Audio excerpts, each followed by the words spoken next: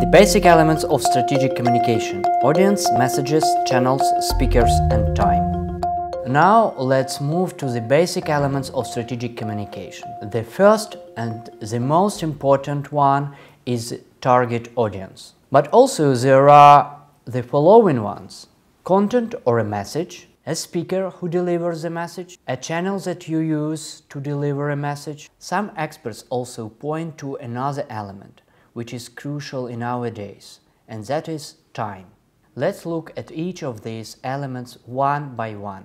As I've already mentioned, the most crucial, the most important one is target audience. Only after defining the target audience and analysis of it, we could define the rest of elements. So from the very beginning, our task is to define target audience as accurately as possible. This definition cannot be broad. We cannot say that we are aiming at broad public, or that our customer is a person with cultural needs. We have to narrow down the field of our audience as far as possible. For example, we could define our target audience as 3rd or 6th year university students of the capital.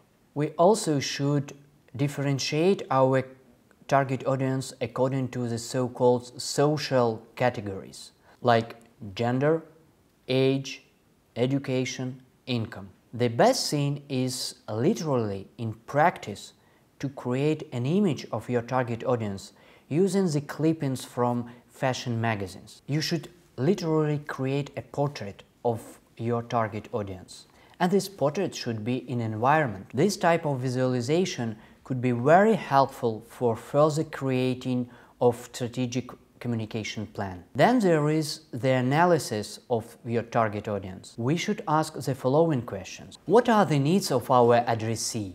What are his or her values? What matters most for him or her in life or work? What would he or she not be able to sacrifice at any circumstances? By understanding of a value framework of our target audience, we could create a better and deeper understanding what we should message, what we should communicate in what manner. Further, based on the analysis of target audience, we should formulate the message, or what we would like to communicate.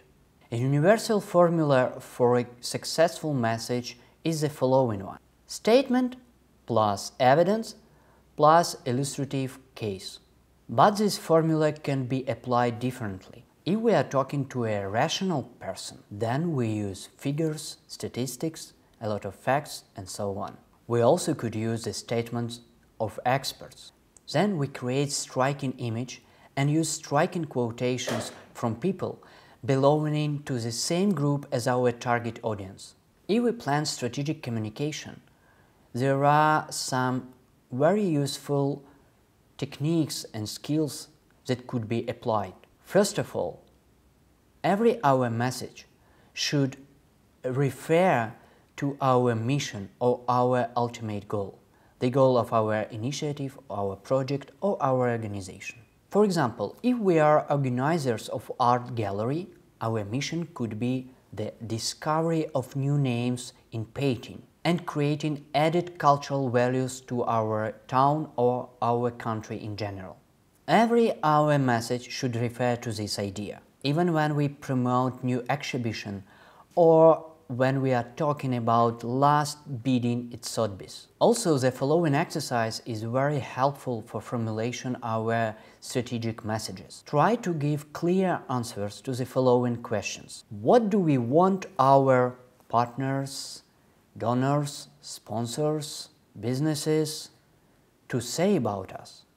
Answers to these questions will be your key services and competencies that you are offering to the external world. And try to build your messages around these answers for every target group. To create basis for the messages, it is helpful to literally draw the so-called tree of topics. The trunk of this tree will be your key idea or your mission, and the branches are your services and your competences. These branches are also the topics for your communication. Let's take this case of art gallery. The trunk of tree will be the new names in painting, and your topics or your branches could be new trends in painting and art in general, cultural management, cultural industry, investment, and so on. Let's move to the next element, speakers. These are the ones who voice our message, or in other words, we put our messages to the mouths of these people. What are the key features of these people? First of all, this person should have credibility with our target audience. Sometimes we could be expert in some particular subject, but we could lack charisma or skills to communicate this subject. And there is nothing bad in it. We might be good at just one thing, and we cannot satisfy all tastes and all people. So it is very important to find someone who has credibility and particular skills to communicate. That could be someone from your target audience. It could be experts, celebrities, officials, or someone else. So once more, credibility is the most important issue when we are talking about speakers. So let's move to the next element, channels. How we are going to deliver our message to our target audience. The most important about the channels is the relevance to our target audience. It's quite hard to communicate, for example, Christmas ball for elderly people through Facebook, isn't it? Or, for example, rap party using ads at family TV channel. That is why we need a clear knowledge about what channels our target audience use and what channels are most trusted from their side. And those will be the channels we need, and we need to use them as our delivery tool. It is like with any other elements.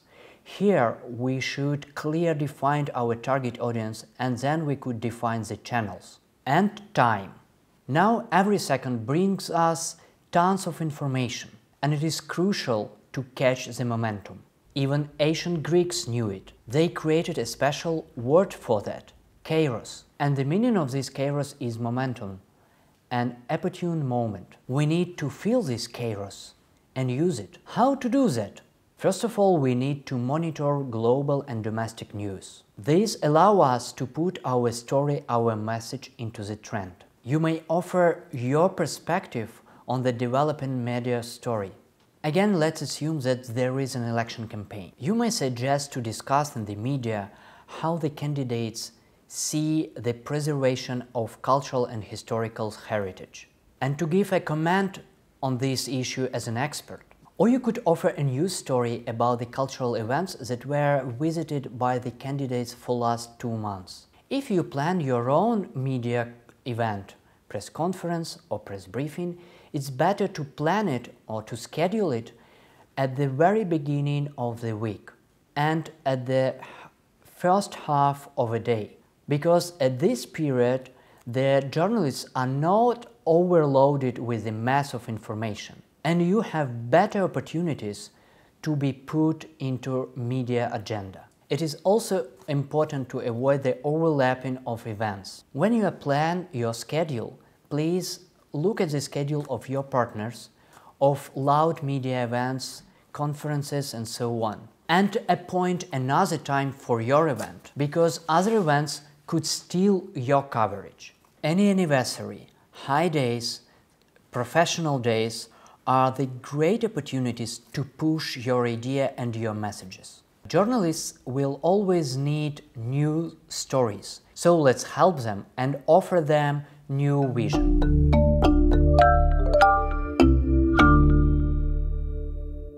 Please pay attention that you can find some additional and useful materials to this course below the video.